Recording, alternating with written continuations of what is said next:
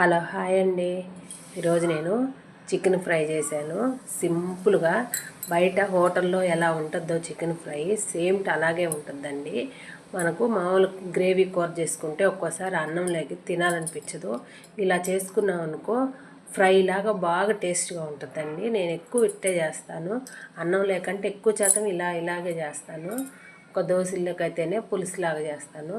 సింపుల్గా అయిపోద్దండి. ఒక అరకిలో చికెన్ తీసుకొని నీట్ క్లీన్ చేసుకొని ఉప్పు కారం పసుపు కొద్దిగా అల్లం పేస్ట్ వేసి కలిపి పక్కన పెట్టుకోవాలా. తర్వాత పెద్ద ఉల్లిపాయ పచ్చిమిరపకాయలు వేసి తాలింపు వేసేసాను.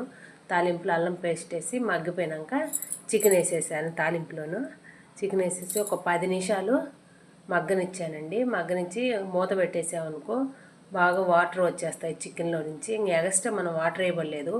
చికెన్లో ఊరిన వాటర్తోనే చికెన్ ఉడికిపోద్దండి. సిమ్లో పెట్టి మూత పెట్టి వదిలేసామనుకో నీళ్లు మొత్తం వచ్చేస్తాయి చికెన్లో నుంచి.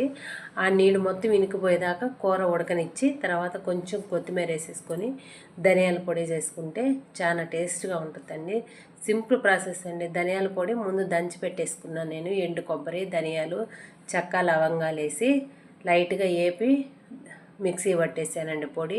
ఆ పొడే వేసానండి ఈ చికెన్లోను. అసలు ఎంత టేస్ట్గా వచ్చిందంటే చాలా బాగా వచ్చిందండి. మీరే చూస్తున్నారుగా, అట్ట గ్రేవీ లాగా లేకుండా బాగా వచ్చిందండి.